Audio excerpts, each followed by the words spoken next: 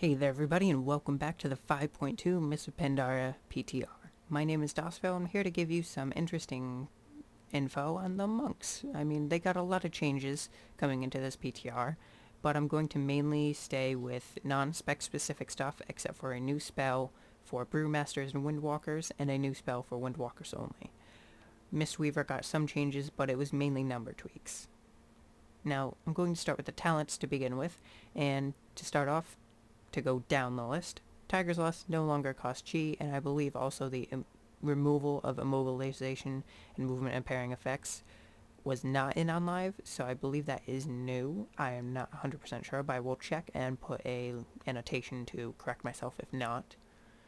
Chi Wave, Zen Sphere, and Chi Burst all have increased damage and healing by 100% as to what it is on live, as well as they now cost no chi. Just to cool down Zen Sphere, you can actually have 2 spheres now, but still if you cast it again on the same target, it will explode, so pretty cool. I mean, these could possibly be worked into a DPS rotation now, as to where before they were not really used at all unless the situation really called for it.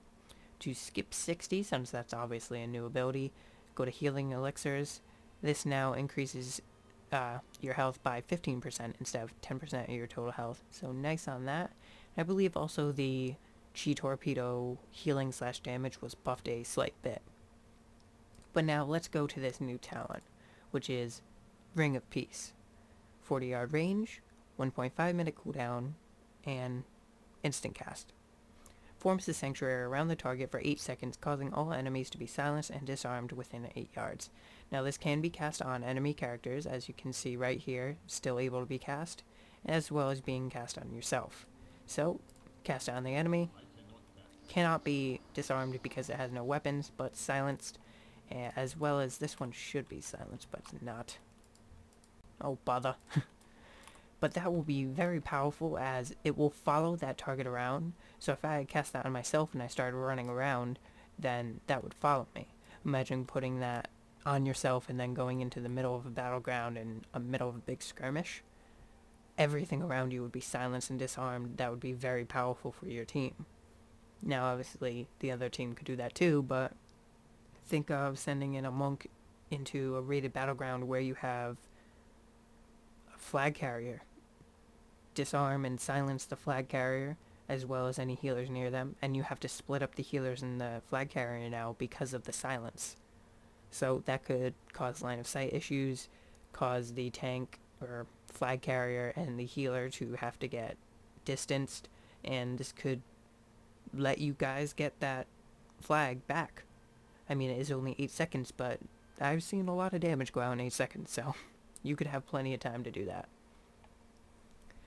Next ability, Brewmaster and Windwalker. Nimble Brew. Clears you of all root, stun, and fear effects, and reduces the duration of future effects by 60% for 6 seconds. And then it reiterates that it can be cast while stunned or feared, even though it says it clears you of it, but who knows. This is the animation for it. And you get a small yellow ball below you. Kind of strange. Guess it's because you're nimble. So, pretty strong for Brewmasters and Windwalkers, but I would say that this new Windwalker spell, Storm, Earth, and Fire, is the most, by far, interesting ability that's been added to monks. Storm, Earth, and Fire, 10 energy, 40-yard range, instant cast. The monk splits, summoning an elemental spirit to attack the target. The monk can split into up to 2 elemental spirits at a time. The spirits will attack their target and mirror your damaging abilities.